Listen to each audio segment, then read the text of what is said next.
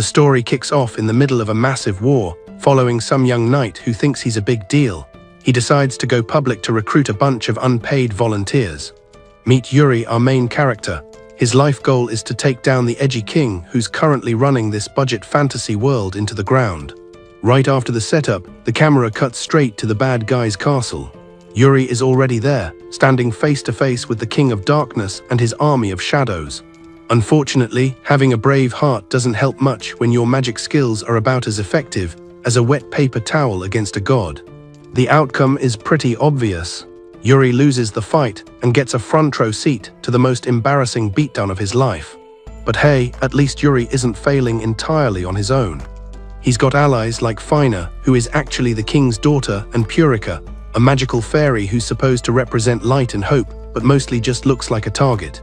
The king walks up to Fina and demands she hand over a dusty old book called the Shinran in clay. It's basically a magical instruction manual for the world's destiny, and it's loaded with way too much supernatural power for one person. But the girl decides to actually find some backbone and refuses. She's not giving him that book. She thinks sticking it to her dad is a great idea. The king loses his cool and hits her for being a brat, showing zero paternal instinct. Then the king grabs some magic salt and crushes it in his fist like a dramatic chef. He's clearly planning to finish off his enemies right now.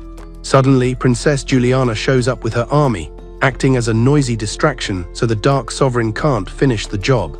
She screams about avenging her father and all the guys who died for her cause. It's very theatrical, but the king isn't really impressed by her speech. He sends a swarm of nightmare monsters to keep them busy and goes back to playing tug-of-war with his daughter over that magical book. Yuri finally wakes up and tries to be the hero, swinging his sword to keep the king from getting the manuscript. But he gets blasted by dark magic again because, as established, he's currently outclassed. Fina grabs the book, lets out a desperate scream, and accidentally triggers the relic's panic mode power. She starts floating around like she's in a music video. There's a glowing aura and everything. The king and Fina pull on the book so hard that the thing literally snaps in half, which is usually a bad sign for magical artifacts. Purica vanishes, dark ink starts leaking everywhere, and the castle explodes into total darkness because nobody can have nice things in this script. With the fairy gone, the world basically decides it's not worth existing anymore. The heroes realize they're losing and run away as fast as possible.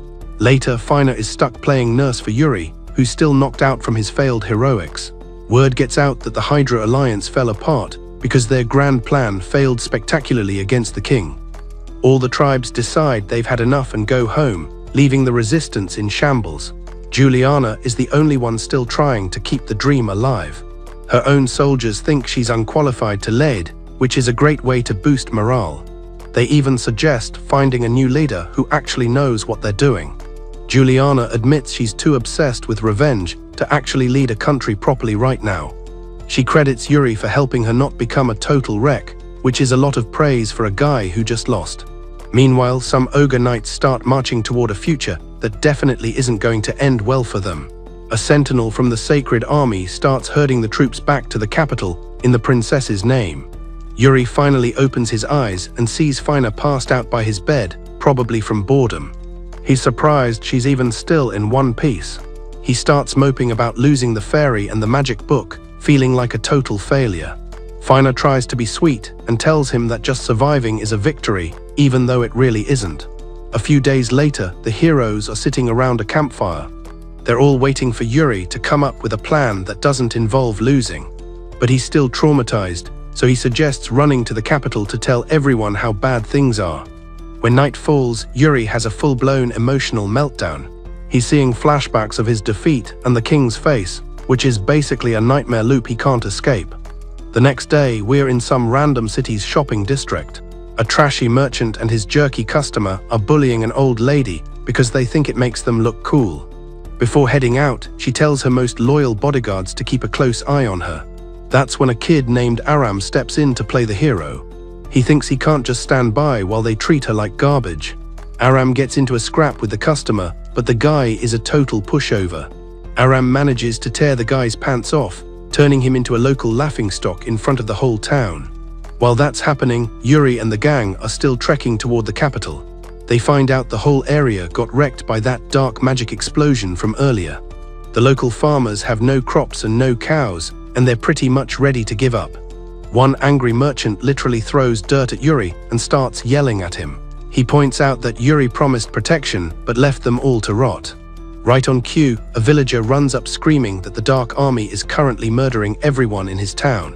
He begs the hero for some actual help, but Yuri just stands there like a statue because he's terrified, forcing his friends to go fight the monsters without him.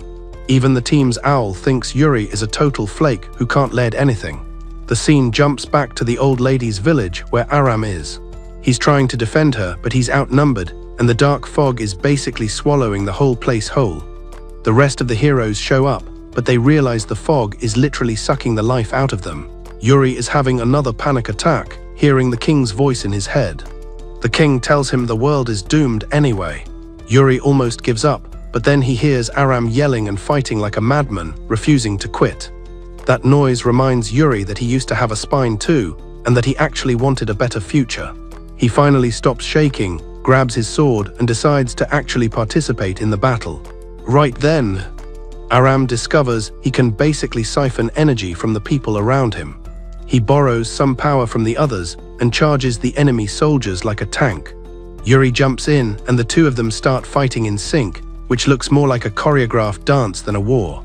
Together, they wipe out the shadow monsters and actually save the village for once.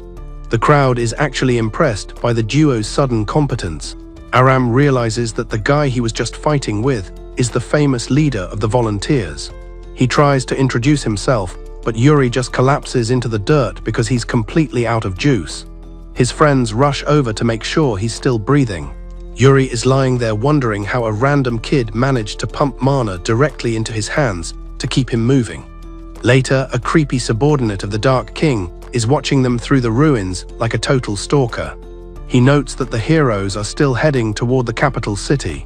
Once Yuri wakes up, Aram asks if the villagers are okay, and he's visibly relieved to hear that everyone survived the mess. But he's a cool guy, so he tries to act like he doesn't care that much. He hands Yuri a red handkerchief he dropped during the fight, proving he knows exactly who the captain is. Fina walks up, introduces herself to Aram, and invites him to dinner, which is the universal sign for you're in the party now.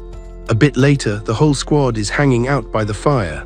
Fina hands out bowls of beans and bread, which is basically the best they can do. Kane, Yuri's best bud, takes a bite and immediately regrets it. He can't hide his disgust because Fina's cooking is apparently a biological weapon in its own right. Aram, on the other hand, thinks it's great because he's used to eating tree roots and dirt. Yuri realizes that Aram definitely isn't just some local farm boy from the village they saved. Aram admits he was just wandering through the area. He only stepped in because he couldn't watch people get bullied. He says he hates the Dark King and wants to get strong enough to actually protect someone for a change. Suddenly, the group's healer, Marina, notices that the broken magic book is acting up again. It starts glowing and leaking intense magic vibes. Fina tries to calm it down, but the book isn't listening to her. Aram tries to help, but the book shocks him and sends him flying back like he touched a live wire. The magic finally settles down, leaving Fina looking like she just ran a marathon. Aram asks what the deal is with the creepy glowing book. Fina explains it's the Chronicle of Chain. Basically, it's a living record of the world. She mentions that if the pages turn black, humanity is officially cancelled. The group looks at the stained pages and realizes they're basically on a timer for the apocalypse. Back at the evil HQ, the Dark King is grilling Iron about where that pesky fairy went. Iron thinks the fairy kicked the bucket in the last fight, but the king points out the world hasn't imploded yet, so she's clearly still breathing. Because of that, he gives the order to wipe her out before she finds any new friends to play with. Meanwhile, the squad is filling Aram in on Purica, calling her a kind spirit, and making it sound like she's the only thing standing between them and total doom. Later on, Yuri pulls Aram aside to talk about how they both seriously need to level up. He invites the kid to join the team to get some actual experience. Aram shuts him down immediately, claiming he's a solo act who only follows orders from one captain and doesn't do the whole power of friendship thing. Yuri gets all worried and warns him that playing the lone wolf is a great way to get killed. He tells him his luck is going to run out sooner or later. Aram takes it personally and reminds Yuri that even with a full team, he still got his butt kicked by the darkness. Yuri doubles down, saying that's exactly why they need to stick together, and begs the kid to actually listen for once. The tension gets cut short because Bugard is lurking in the shadows, watching them like a creep. At the same time, Chain tells Juliana that the path ahead is finally looking monster-free. The princess decides they should push through the night to reach the capital by sunrise. The next morning they're back on the road, only to find the city is already being trashed by the Black Army. Great timing. They rush to the fortress where Sylvia and the rest of the B-team are barely holding the line. They're completely swarmed and about to be snacks until Yuri and the gang show up to bail them out at the last second. Sylvia explains the bridge is toast, but luckily some sorceress named Eludra is using magic to keep the walls from crumbling. Sylvia is actually impressed seeing Aram slice through enemies, while the girls are busy playing field medic for the wounded soldiers. Yuri tells Sylvia his team will handle this section of the capital, so she can go help Eludra keep the walls standing. The fight gets messier as more bad guys keep spawning in. Chain starts panicking and asks what the plan is, and Yuri basically tells him the plan is to just kill everything that moves. Aram tries to sneakily siphon mana from Bugard again, but he gets caught and ends up being held by the throat like a naughty kitten. Bugard gets called away before he can do anything, but he leaves Aram with a very scary look. The squad finally puts their heads together for a big combo attack that actually starts winning them the fight. Aram sees the teamwork and decides he wants a piece of that action too. But Chain tells him he's nowhere near ready for the big leagues. Yuri breaks it to him that you can't just practice friendship, it's something that has to actually happen naturally. Bugard jumps in just to talk more trash to Aram. He tells the kid he's too selfish and immature to ever understand how real soldiers fight. He even calls him out for the mana stealing, wondering what kind of weirdo human can actually do that. Aram loses his temper and screams at him to stop judging, but Bugard doesn't care at all. He says talking to Aram is like talking to a stray dog, which goes over about as well as you'd expect. Aram hits his limit and storms off, declaring he's officially done taking orders from anyone. Yuri tries to go after him, but Bugard plays the strict military card and stops him. He tells Yuri that coddling the kid is bad for discipline, and then adds a little salt by blaming Yuri's weakness for their recent losses. Yuri fires back, saying Aram has a promise to keep, and that he's got the potential to be a total powerhouse if he just gets a chance. The kid pouts but insists he can just train his way into being a team player. Suddenly, the enemy boss shows up to ruin the moment, bringing a thick dark fog that makes everyone feel like they've been hit with a tranquilizer. The fog drains their energy so fast, the Black Army starts mopping the floor with them. Aram manages to slip away to the edge of the fort, where he starts brooding over his late-night chat with Yuri. We get a little flashback to Yuri being vulnerable. Yuri had confessed that he'd basically lost all his confidence after the Dark King handed him that embarrassing L. But watching Aram go all out in the village reminded him of why he started this journey in the first place. He'd promised to never stop until the world was actually safe for people who aren't magical knights. He also realized that even when he failed, his friends didn't just pack up and leave. He finally figured out that some bosses are too big to solo. Yuri told Aram that his mana skills were impressive, but they'd be even scarier if he actually trusted the people standing next to him. He held out his hand and asked the kid to officially join the squad. Remembering this makes Aram feel like a jerk for acting selfishly and letting the team down. Back inside the fort, things are looking pretty grim for the good guys. They're exhausted, and the enemies just keep coming like an endless wave of bad news. The enemy leader goes for a killing blow on Princess Juliana. Bugard plays the hero and jumps in the way to take the hit for her. He gets wrecked and the mist starts eating him alive while the boss moves in to finish him off. Aram shows up just in time, using his weird talent to grab all the loose mana on the field and funnel it into a sword. He shares that energy with everyone, giving Bugard a massive power boost and telling him to get back on his feet and fight. He basically says we're even now, because he finally gets that working together is the only way they don't die. The whole group launches a massive team attack that finally clears out the dark forces. Aram watches it all happen while trying to act like he didn't just come back because he missed them. Yuri just smiles at him, genuinely happy that the kid didn't stay a loner forever. Later in the city square, Yuri announces he's putting together a brand new team to save the world and stop the king's temper tantrum. Juliana says a small team isn't enough and that they need to go on a recruitment drive across the whole continent. Kane is just happy to see that Yuri isn't moping anymore and has finally found his groove again. Yuri hands that red handkerchief back to Aram, making him an official member of the Save the World Club. Bugard is still not a fan of the new hire, obviously. Juliana tells him to play nice, reminding him that the kid literally just saved everyone's lives back there. Bugard walks away because he's too cool for emotions, or so he thinks. He makes it about 3 steps before face planting because he's actually got a massive hole in his chest. They drag him to the castle, where a priestess has to patch up his stubborn pride and his wounds. While he's recovering, Juliana asks him to keep traveling with Yuri's group. She wants him to stick with them instead of going home, and she even asks him to be Aram's mentor. She thinks the kid has potential. She gives his sword back, and Bugard realization he can't really say no to a princess while he's bleeding out. Then Selene shows up to tell Juliana that the big boss, President Gilbert, wants a meeting right now. Juliana leaves, while Bugard sulks in silence, thinking she only asked him to stay because she thinks he's too weak now.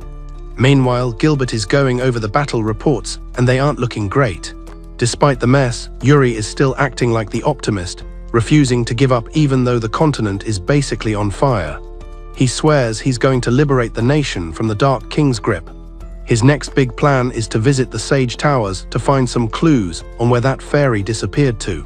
Gilbert thinks it's a solid plan but admits that as a bureaucrat, his hands are pretty much tied. When the girls arrive at the meeting, Gilbert hands them some fancy communicators so they can actually talk to each other on the next road trip. Cut to Aram wandering the market, starving and probably thinking about doing something illegal. He almost steals some bread, but then he sees the red scarf on his arm. He remembers that Yuri actually trusts him, so he decides to stay honest for 5 minutes. Just then, a woman gets kidnapped right in front of the local gun shop. The gunsmith tries to help, but Aram teleports into action and knocks the guy out with 0 effort. The gunsmith, Dusty, is impressed and hands Aram a sword forged by a legendary blacksmith named Baldur. Dusty says he knows Aram is with the hero group and decides to give him the sword as a welcoming gift. He warns him that the sword is like a mirror for his soul. It can either make him a legend or a really heavy paperweight, depending on what he does with it.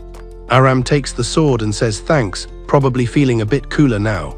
Dusty tells him to give it a name, so he calls it the Iren Camaro. At the same time, Gilbert is getting all philosophical with Yuri.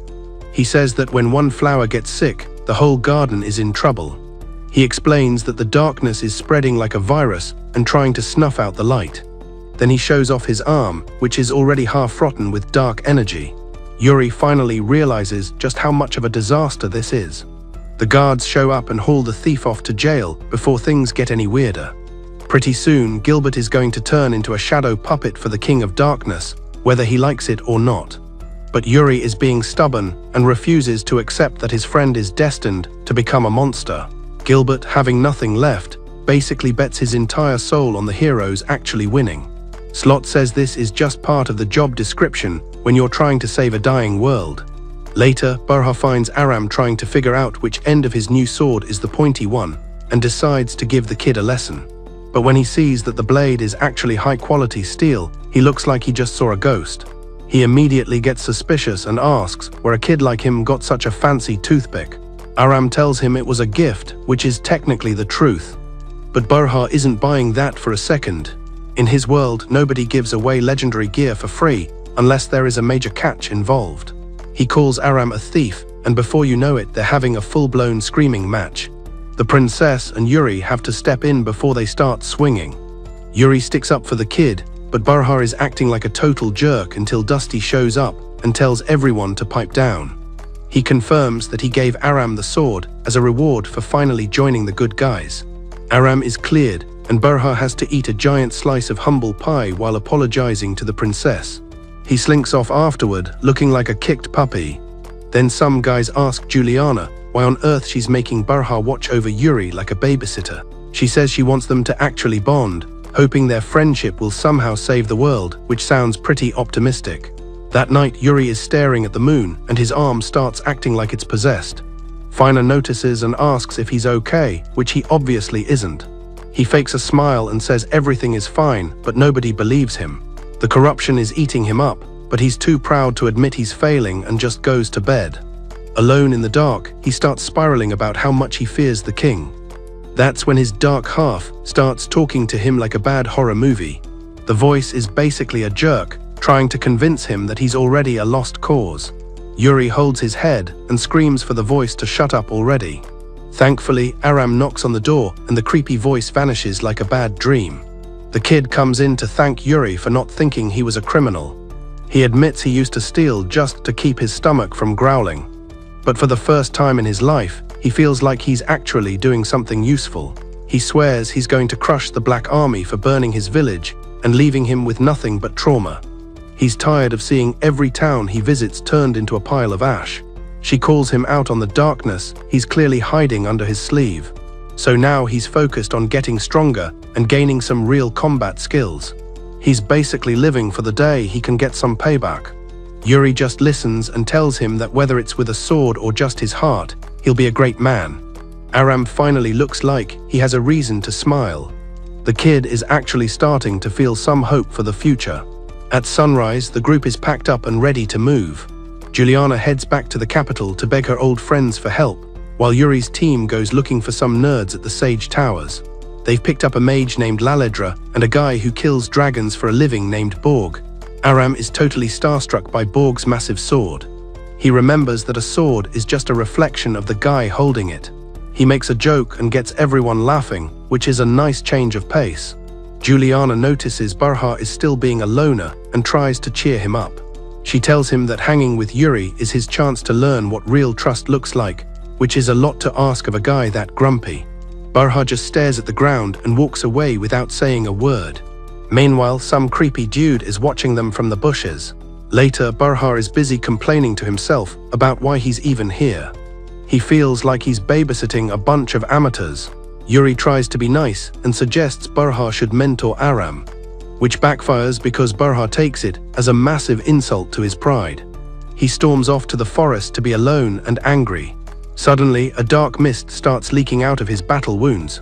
Ayano appears and starts whispering that the princess hates him and that he's basically trash now. Borg catches him staring and says his blade is basically his entire personality. She tries to talk him into giving up and joining the dark side, playing on his insecurities. He tries to fight back, but he's too weak to even lift his sword properly. The witch touches his wound and speedruns the infection until he lets out a blast of pure negative energy. The magic book in Fina's hands starts turning black, which is never a good sign. Yuri feels the vibe shift and runs into the woods to find his grumpy friend. Barha is currently convincing himself that everyone just wanted to get rid of him. Luckily, the squad finds him before he's totally gone, but Ayano isn't done playing with his head. She summons an army of shadows to keep the heroes busy, while she finishes turning Barha into a monster. But Barha decides he's done being a knight, throws his badge away and lets the darkness take over. Black magic heals his body, but turns him into a literal demon with a bad attitude. He pulls out some evil-looking weapons and prepares to kill Yuri.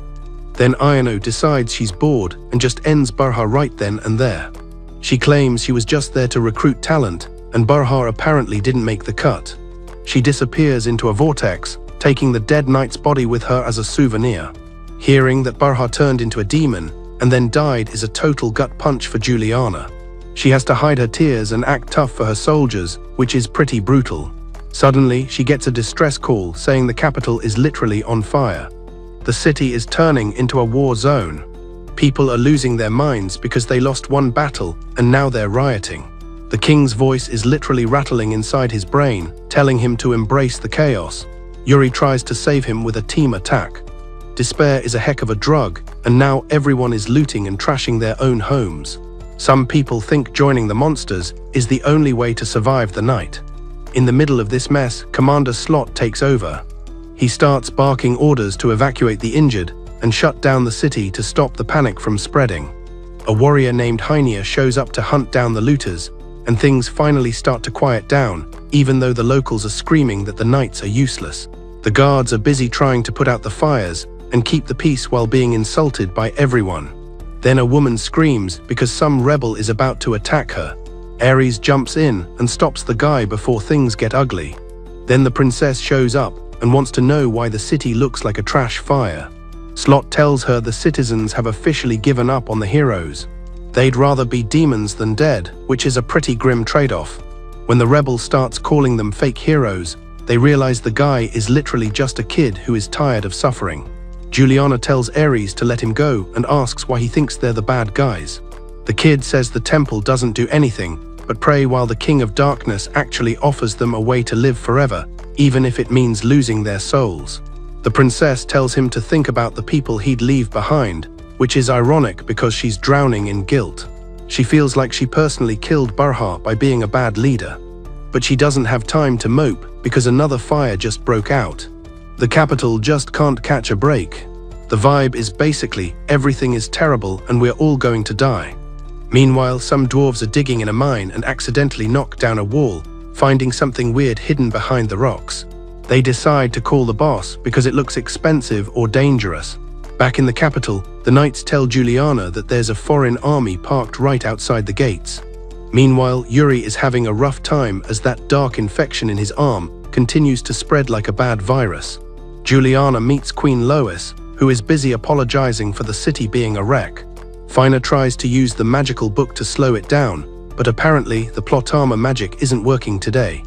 Juliana tells her it's fine, even though it's definitely not fine. With his hope hitting rock bottom, Yuri just thanks her and holds her hand for comfort. Fina starts crying because she's realizing she's currently useless at saving him.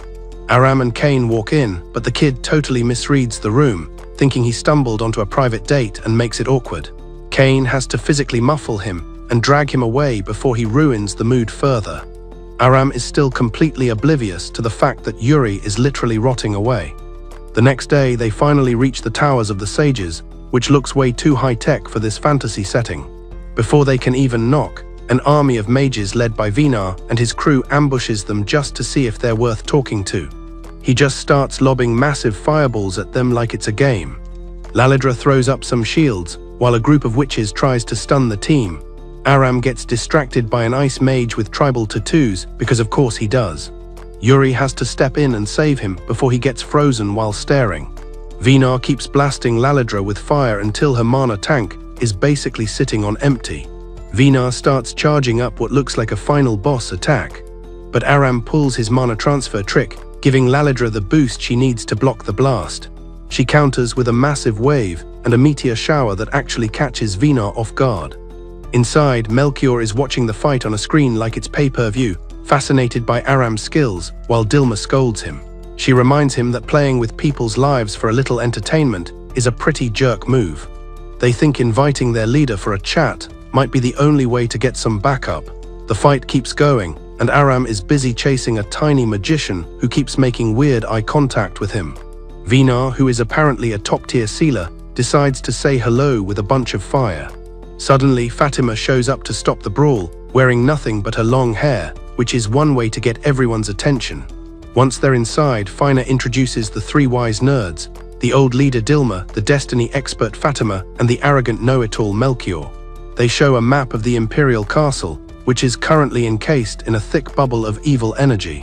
Dilma asks Yuri why he thinks he can win this time since he failed so hard the first time. He gives the classic hero response about determination and trying his best. Aram asks Fatima about the fairy, since she's supposed to be the master of destiny. She confirms the fairy is alive but locked up somewhere, and sends them on a side quest to the Labyrinth Mountains. Later, Aram catches up with Vinar to ask about those weird tattoos the mages have. Klaus explains their magic runes that make them stronger in a fight, but they also turn them into total war-obsessed lunatics. Vinar admits Aram has talent, but calls him a complete moron for fighting a war he can't win. He really thinks the kid is the world's biggest fool. Aram still tries to recruit him to fight the Dark King, but the mages aren't interested. They say they're only there to guard their own fort and won't be joining any crusades today. Apparently, the mage army can't even cross the street without permission from the three wise kings. Meanwhile, Lalidra runs into Melchior. She starts with an apology for the surprise fight earlier, but Melchior just starts a petty argument with her, proving he's as annoying as they said. It turns out Lalidra used to be a student at their fancy academy before she quit for personal reasons. It's clear these two have a long, messy history and would both be happy never seeing each other again. Later on, the group gathers, preparing to head into the Labyrinth Mountains for their new mission. They're annoyed that they don't have a direct lead on the ferry, and they're already planning their next trip to Spirit Island. But first, they have to do what Fatima said, because you don't argue with destiny. That's just how things work in this world. Suddenly, the mage leaders decide to tag along on the mountain trip. They're interested in some new magic artifact and have orders to keep an eye on the heroes. Basically, the mages are going to provide some actual backup for once. Yuri is actually excited about this, thinking his Unite the World plan is finally starting to work. Cut to some old ruins where lightning hits a building and creates a massive dust cloud. A mysterious girl shows up in the smoke, though we have no clue who she actually is yet. Finally, the heroes start climbing the mountains, but they immediately get hit by a black blizzard. Hundreds of shadow skeletons pop up to block the road. They start hacking away at them, but the skeletons just keep putting themselves back together because of the dark magic. Marina decides to use her healing magic as an offensive spell to pass the skeletons' souls. It actually works, and the undead finally start staying dead.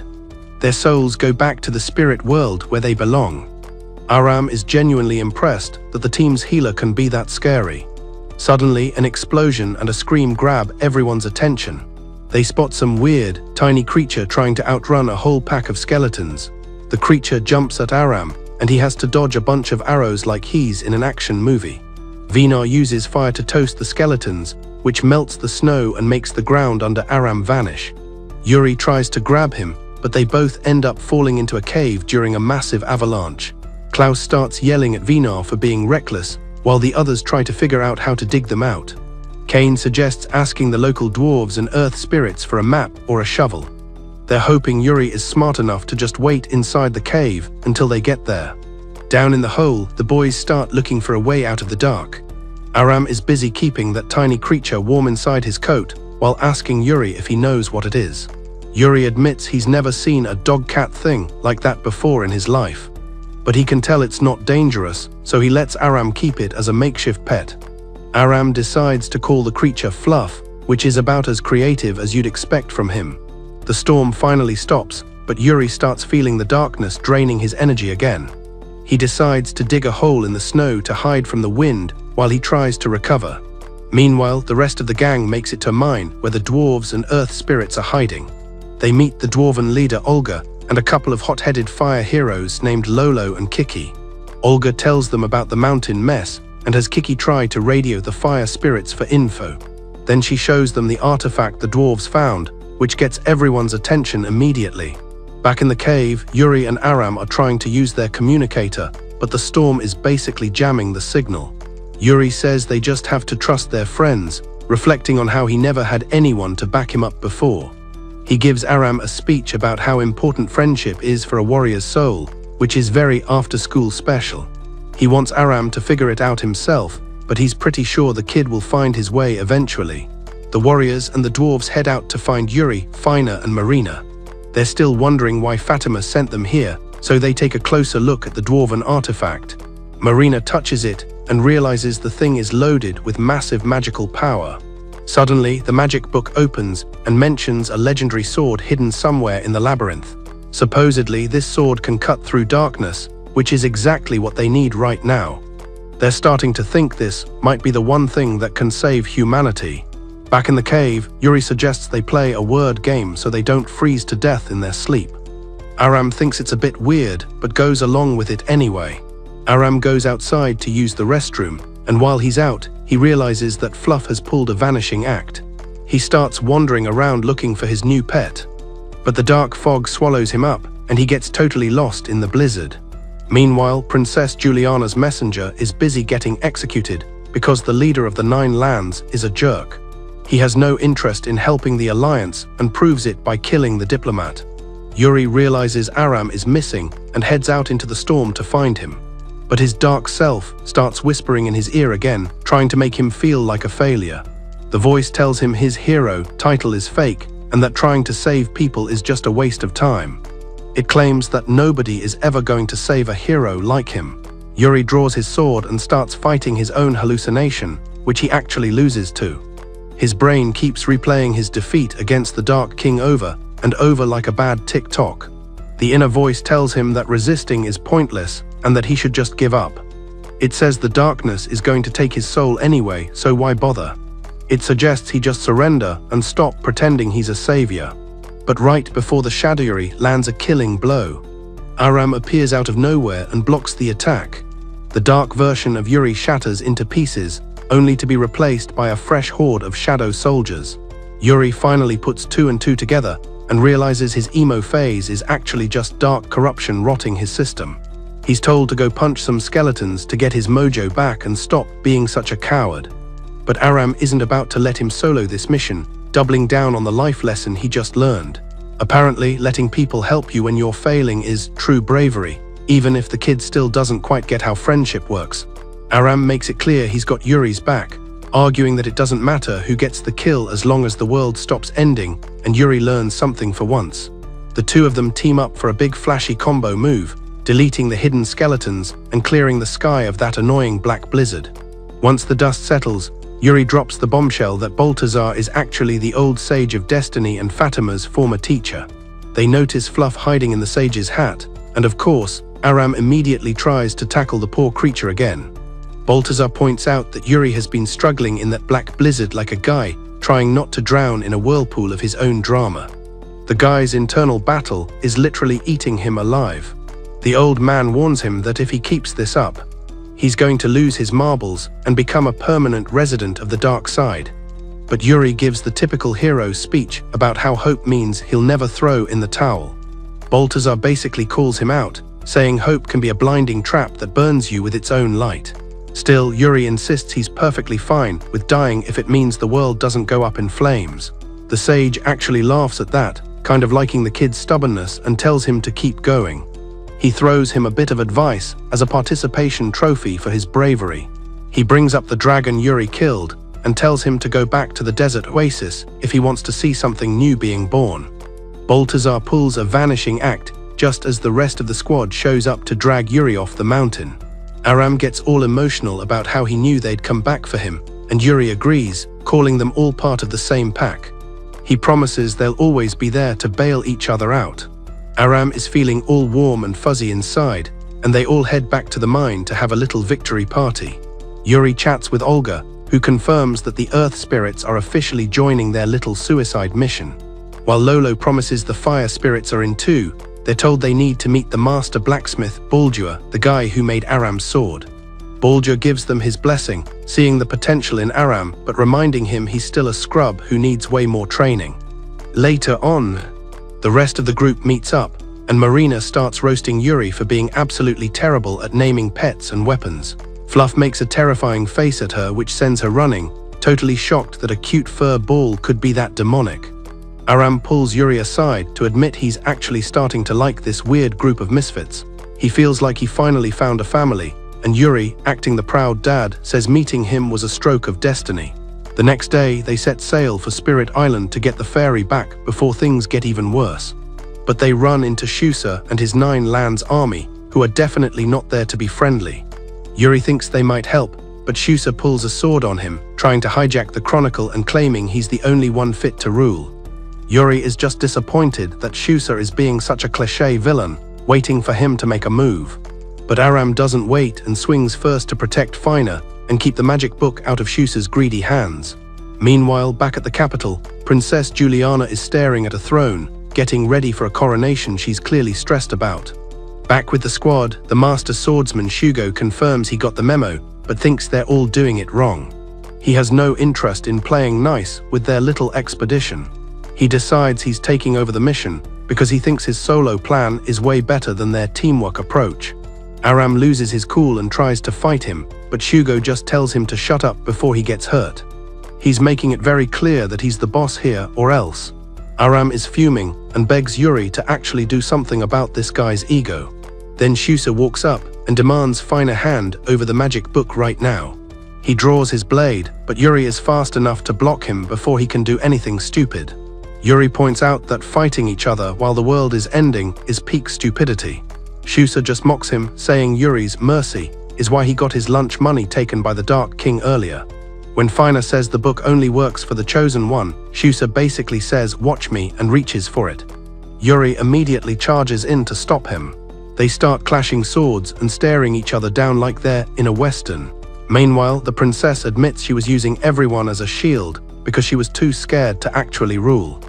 But seeing her people suffer finally forced her to put on the crown and take some actual responsibility for the mess. Yuri's arm is flaring up with pain, and at the same time, Shusa moves in on Fina like a blur. He tosses her aside and snatches the magic book for himself. The book clearly hates his vibe and starts leaking dark energy all over the place as he holds it. Yuri tries to rush him and get the book back. But suddenly, a rain of swords falls from the sky and creates a literal fence in front of him. Then a massive golem shows up, which is basically a walking disaster that was summoned by lightning earlier. And if that wasn't enough of a party, Ayano and a zombified Berha show up to watch Yuri finally lose his mind. Ayano tries to convince Shusa to join her in world domination, but he just laughs in her face because he doesn't take orders from anyone. The demon lady gets annoyed and decides that anyone who isn't with her needs to be erased immediately. The 9 Lands soldiers try to protect their boss, but get wiped out by a whirlwind attack almost instantly. Ayano calls in her shadow army and tells Yuri he should just give up because there's no cure for his infection. Yuri is barely holding it together as the black mist starts pouring out of his arm. That's when his dark alter ego pops up again. It starts roasting him for letting his friends down and losing the book for a second time.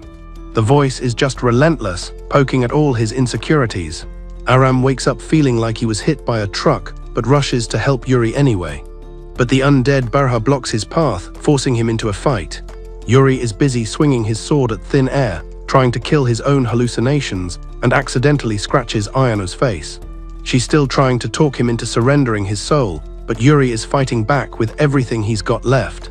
He's attacking like a maniac, but he isn't actually hitting anything that matters.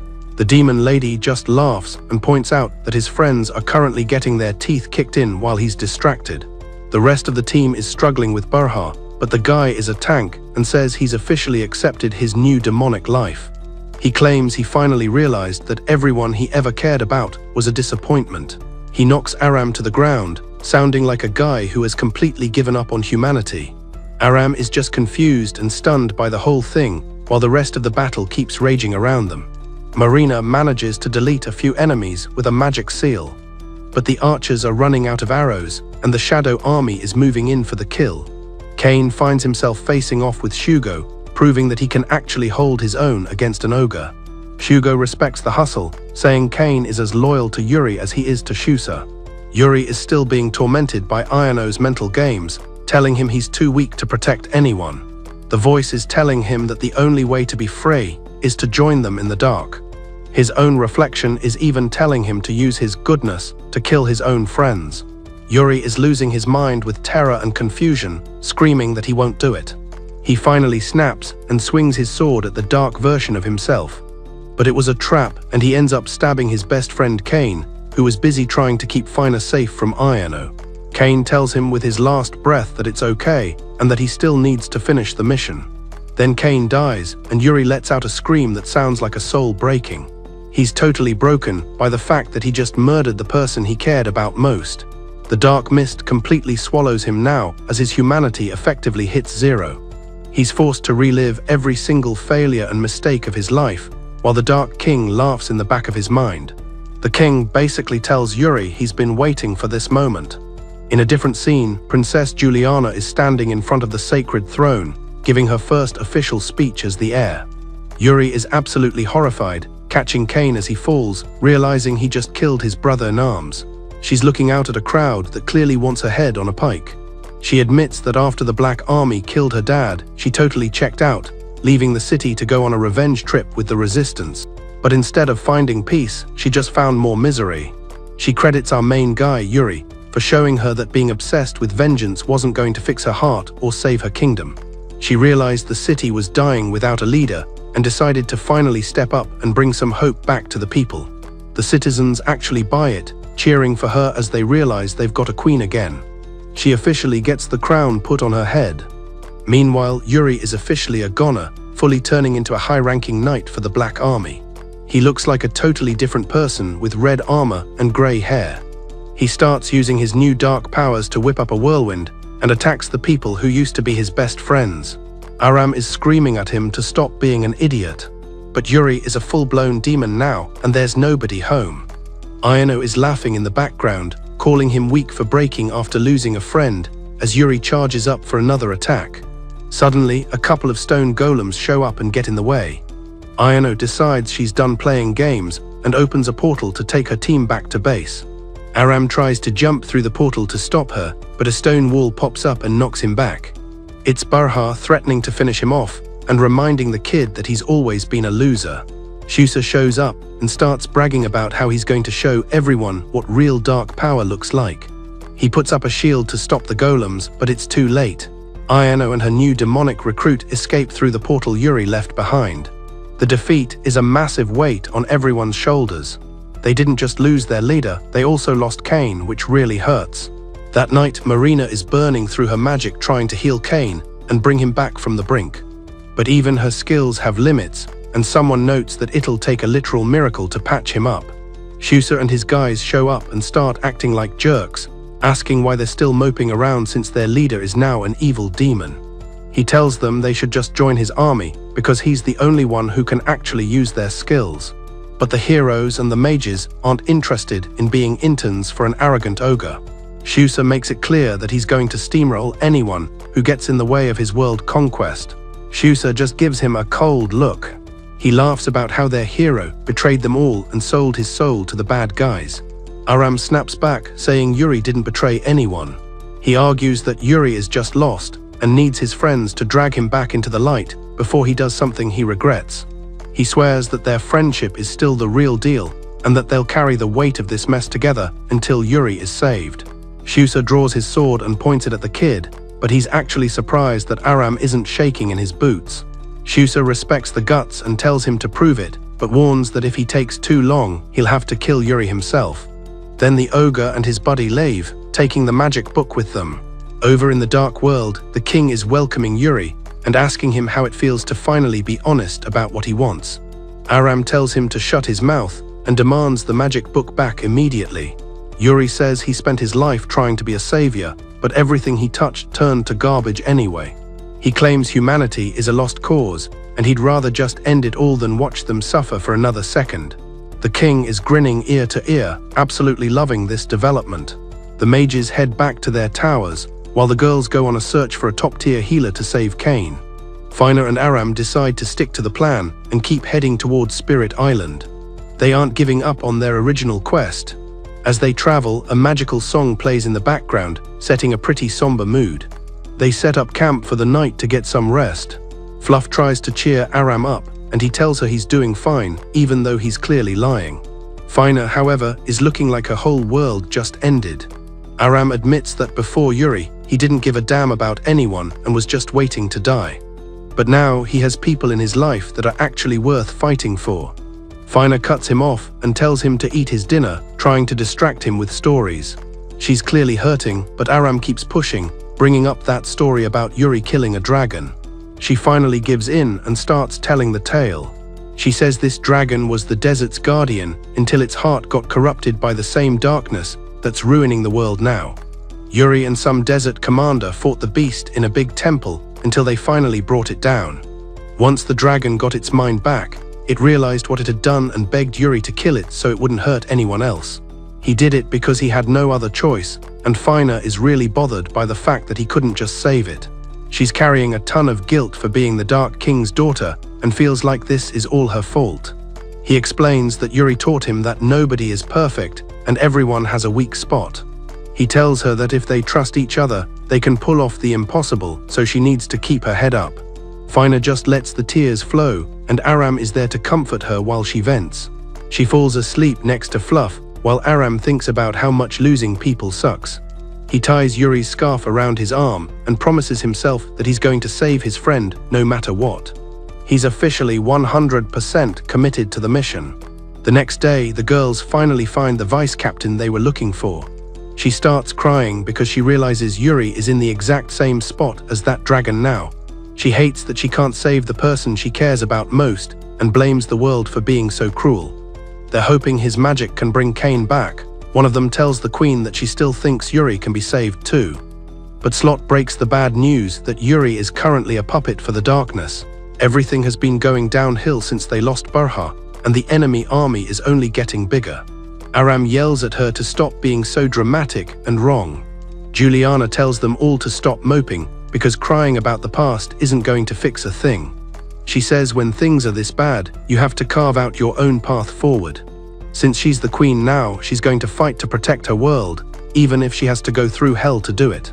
She says if Shusa or Yuri get in her way, she'll take them both out at the same time if she has to. Suddenly, some scary swordsman shows up and gives Shusa an extra 2,000 troops to guard the 9 lands. Now his army is over 5,000 strong and looking like a real threat. But Shusa still isn't satisfied with that. He says he has to kill the Dark King to take over the whole continent and get everything he wants. He orders his right-hand man to go out and draft even more people for his war. Meanwhile, the 3 sages are watching a simulation of that dwarven artifact. Melchior says the thing isn't just a hunk of metal. It's a sword that can apparently do something mind-blowing. It just needs one specific thing to start working. But before he can explain, the mages come back and tell them that Yuri has officially turned evil. Fatima says this is just a final test they all have to pass to find a new source of light for the world. The others want to know what the heck she's talking about. She says there's a tiny chance they can still save humanity, but they all need to be 100% sure of themselves first. She asks her students for a special favor, but she's keeping the details to herself for now.